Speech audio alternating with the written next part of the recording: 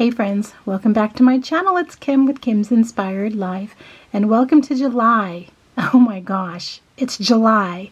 As we do, always looking for the next project to make, and so interested in junk journaling.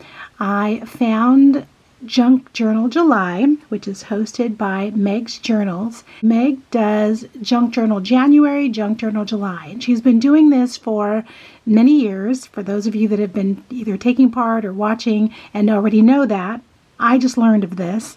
So I thought, you know what, that looks really interesting. And so for free, she offers you some things you can print out. One of them is this prompt sheet that helps you through the prompts. So every day in July, there's a different prompt, and she also has that digital for you to print out as well, which I'll show you in just a second. It's on the inside cover of this. People use all kinds of different journals, and they make their journals. So for Junk Journal July, for this year, 2024, Meg on her channel created a no-sew accordion journal. And so lots of people, I'm going to take these off. So lots of people started making them, and I thought, well, okay, mine's not going to look like theirs because I've never made one before. And I'm going to try Junk Journal July out, mainly because so many of the people that are doing it have said, well, I may not be able to post every day. I'm going to post twice a week. I'm going to just post, whenever I can. And so right away that attracted me, because it's hard for me to commit to a schedule with the craziness of my life. And so just being able to go at my own pace, but still be able to, be inspired by what other people are doing and be able to just play is what I need. And that's the one thing I think I'm really enjoying about collaging and just about doing junk journals. The junk journal community just seemed to have this very relaxed sense about what they're doing. And I hear the word practice so much. Just keep doing it. Just practice. You'll get better. If you don't like the way it looks, just, throw some gesso on it and start over. And I like that. And I need that sometimes. And so, all right, here's what I did. I created this accordion fold junk journal with just random papers. And that's the other thing. It's like, don't go out and buy anything. Just use what you have already. And so that's what I did. I just put this together. I don't know if it's, it's what it is. It's just a whole bunch of random papers that were in my stash. And so for the front cover and the back cover, I just used those cardboard mailers that we get in the mail and just started collaging. So there's the front. This is another printable that Meg offers free, and you can see that this Junk Journal July is hosted by Meg's Journals, and then also in collaboration with Get Messy Art. Junk Journal July, here are the prompts 1 through 31 for the month, and then the prompt sheet. Let me share this. So the prompt sheet says, sometimes you don't always know what to create for a prompt when you first see it. If you're feeling a bit stuck or want to explore prompts in different ways, try answering the following questions. And so she actually filled one of these out and talked through this in a video. So you would put the prompt up here, and then you would ask yourself the questions: what is the first image or feeling that comes to mind?